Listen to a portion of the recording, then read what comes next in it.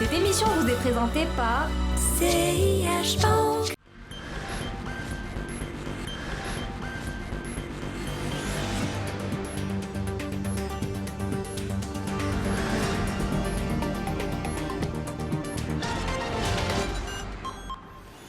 Le 11 juin 2019 est à marquer d'une pierre blanche dans l'histoire de l'industrie de la gestion d'actifs au Maroc avec l'avènement d'une nouvelle classe d'actifs, celle des OPCI. Le ministre des Finances, Mohamed Ben Chaboun, et la présidente de la MMC, Nza Hayat, ont en effet donné le top départ à Rabat lors d'une conférence qui a réuni l'ensemble des acteurs de ce marché. Ce marché évalué à plus de 200 milliards de dirhams en ne comptant que sa composante bureau, comme l'a indiqué le ministre des Finances.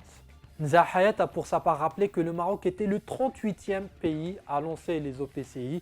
C'est le premier de la région et le troisième en Afrique. Ikhlas Mtaoui de la MMC revient au micro de Bourse News sur les principales dispositions légales qui encadrent les OPCI au Maroc.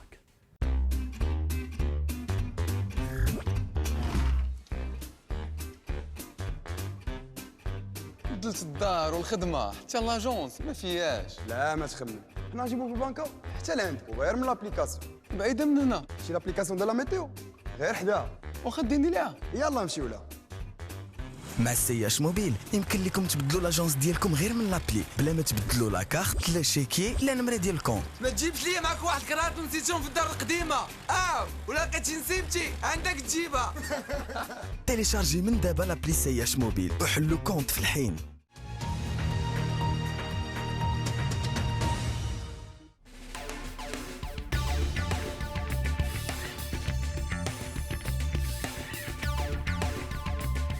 Nous organisons aujourd'hui cette conférence conjointement avec le ministère de l'économie et des finances afin d'annoncer de manière officielle le lancement des organismes de placement collectif en valeur mobilière. Si vous avez suivi donc l'actualité sur le marché des capitaux, la loi sur les OPCI a été adoptée en août 2016. Donc cela fait bientôt 3 ans. Et donc, mais pour que les OPCI puissent être opérationnels, il a fallu mettre en place un certain nombre de prérequis réglementaires, à savoir des textes d'application qui permettront l'entrée en vigueur de la loi. Parmi ces nombreux textes d'application, il y a la circulaire de la MMC.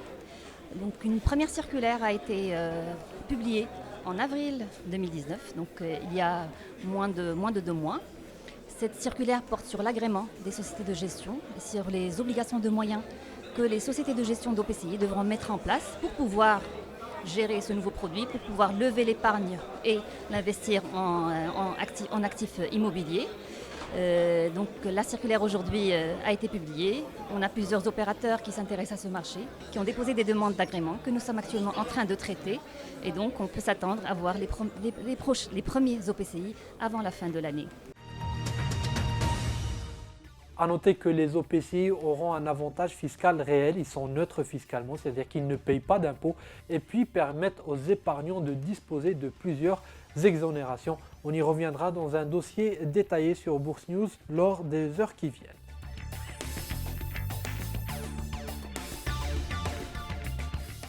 Mais dès lors, quels sont les avantages pour le marché boursier? Eh bien, le principal avantage reste la diversification, car selon nos informations, sur les 4 dossiers étudiés actuellement par la MMC, sachant que presque 14 opérateurs sont intéressés par ce secteur, 4 dossiers sont à l'étude par la MMC, eh bien, selon nos informations, eh bien, 2 souhaitent se faire coter durant les mois qui viennent. Cela offrira une véritable diversification aux épargnants qui sont intéressés par la pierre papier. En deuxième lieu, signalons que les OPCI peuvent détenir des actions d'entreprises à prépondérance immobilière. Il s'agit en l'occurrence des foncières et des immobilières cotées. Cela dit, reste à savoir si ces OPCI qui mettent en avant leur caractère sécurisé et de rendement vont investir massivement dans ces actions immobilières cotées qui, comme vous le savez, sont de plus en plus volatiles et affichent des rendements assez faibles. Signalons enfin que les premiers agréments d'OPCI seront disponibles durant l'été 2019. Une deuxième circulaire de la MMC est prévue dans les mois qui suivent pour préciser le fonctionnement de ces nouvelles sociétés de gestion.